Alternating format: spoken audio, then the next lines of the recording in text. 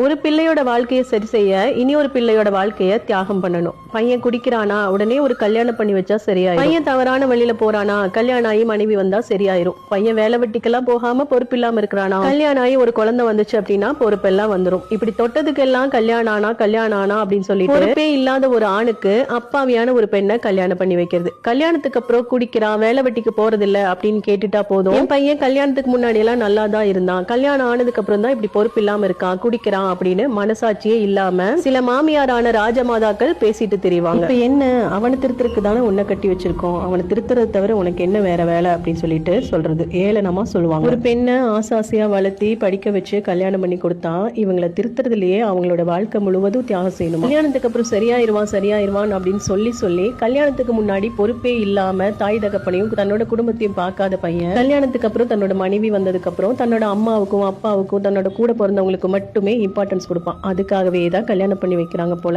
ஆனா கல்யாணம் பண்ணிட்டு வந்த மனைவியும் பெற்ற பாவத்துக்காக பிள்ளைகளையும் கடைசி வரைக்கும் டார்ச்சர் பண்ணியே சாவடிப்பான். ஏன்னா இவங்க பண்ற தவறுகளுக்கு அனைத்திற்கும் அவங்க தானே சப்போர்ட் பண்றாங்க. அதனால அவங்கள மட்டுமே அன்பாவும் பண்பாவும் பாசமாவும் வச்சு பாக்குறது. கல்யாணத்துக்கு முன்னாடி பொறுப்பே இல்லாம வளர்த்திருக்கோம் அப்படின்னு கொஞ்சம் கூட மனசுல உறுத்தலே இல்லாத சில ஆட்கள் உன்னாலதான் அவன் அப்படி இருக்கா, நீ திருத்துறது இல்ல, நீ சரியில்லை அப்படின்னு அந்த பெண்ணையே குற்றம் சுமத்துறதுலயே தான் குறியா இருப்பாங்க. இங்க பல பெண்களுடைய வாழ்க்கை இப்படித்தான் போயிட்டு இருக்கு.